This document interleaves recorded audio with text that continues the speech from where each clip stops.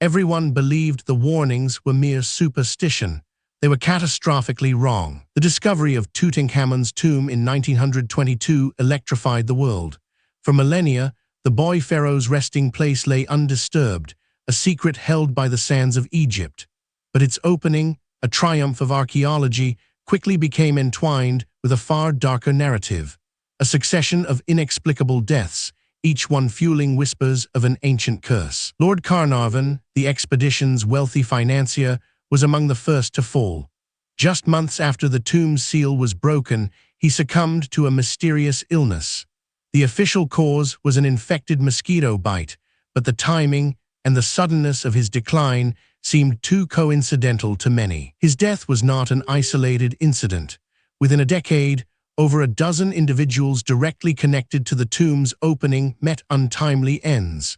Doctors, archaeologists, even Carnarvon's own half-brother. Each passing added another chilling detail to the growing legend of the pharaoh's vengeance. Howard Carter, the archaeologist who first peered into the tomb's treasures, dismissed the curse as Tommy rot. Yet even he couldn't escape the pervasive fear. His own pet canary, a cherished companion, was reportedly devoured by a cobra just days after the tomb's discovery. A cobra, incidentally, a symbol of Egyptian royalty. The details surrounding Carnarvon's demise were particularly unsettling. It said that at the exact moment of his death in Cairo, all the lights in the city inexplicably flickered out. Simultaneously, thousands of miles away at his English estate, his beloved terrier, Susie, let out a mournful howl and then dropped dead. These aren't mere folklore embellishments. Contemporary accounts, from reputable newspapers to personal letters, described these events with an air of genuine bewilderment. Was it mass hysteria or something far more profound at play? The question captivated the public and still does. Consider Arthur Mace, the photographer who helped Carter document the treasures. He died shortly after the tomb's opening from what was described as a general wasting away. And George J. Goode, a wealthy American visitor who saw the tomb, quickly contracted a fever and passed away. Even Evelyn Herbert, Lord Carnarvon's daughter, who was present at the tomb's opening, experienced her own brush with tragedy. Though she lived a long life, she spoke of the curse with a certain gravity, suggesting an awareness of its potent psychological effect, if nothing else. The scientific community, of course, sought rational explanations. They pointed to the harsh conditions of ancient tombs, dust, mold, and long-dormant bacteria. Perhaps, they argued, the illnesses were simply the result of exposure to these pathogens. Indeed, studies have shown that ancient tombs can harbor dangerous fungi like Aspergillus niger and Aspergillus flavus, which can cause respiratory issues. But did these agents truly account for the sheer number and varied nature of the deaths, often striking people months or even years apart? One theory posits that the ancient Egyptians deliberately cursed their tombs, not through magic, but through poisons. Some plants and minerals, if ingested or inhaled, could have lethal effects. Would they have left such deadly booby traps for grave robbers? The desert environment itself presents hazards.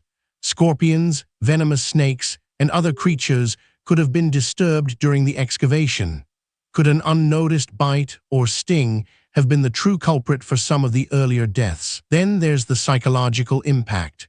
The warnings inscribed on some ancient tombs, though not explicitly found in Tutankhamun's, spoke of death to those who disturbed the pharaoh's rest.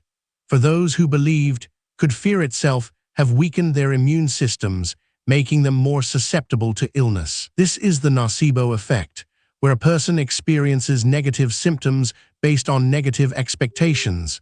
If you genuinely believe you've been cursed, your body might just oblige. It's a powerful, if subtle, force that science is only beginning to understand. But what of the coincidences that defy easy explanation? The flickering lights, the dog's death, the sheer clustering of fatalities around a single event. These are the threads that weave the tapestry of legend, resisting purely scientific unraveling. Even today, scholars debate the true number of curse victims. Some point to a long list of individuals and their fates, while others carefully pare it down to only those with direct, verifiable links. The truth, as ever, is shrouded in the sands of time. Consider Sir Bruce Ingham, who received a mummified hand as a gift, supposedly from the tomb.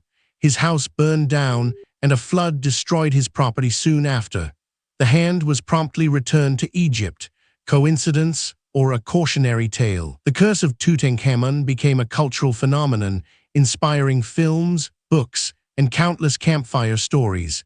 It fed into a primal human fear, the sanctity of the dead, and the price of disturbing their eternal slumber.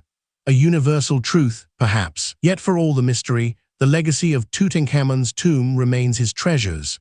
The golden mask, the intricate sarcophagi, the countless artifacts that have illuminated ancient Egyptian life and belief. These are the tangible, undeniable gifts from a forgotten past. Howard Carter, the man who spent a decade of his life uncovering these wonders, lived to the age of 64, dying of lymphoma. He arguably should have been the curse's primary target. His survival often used as a counterargument to the supernatural claims. So what are we to make of the curse of Tutankhamun? A potent blend of unfortunate coincidences, the perils of a harsh environment, the power of suggestion, and perhaps just a touch of the truly inexplicable. It remains a tantalizing enigma. It serves as a stark reminder that even in an age of science and reason, some historical mysteries continue to resist definitive answers.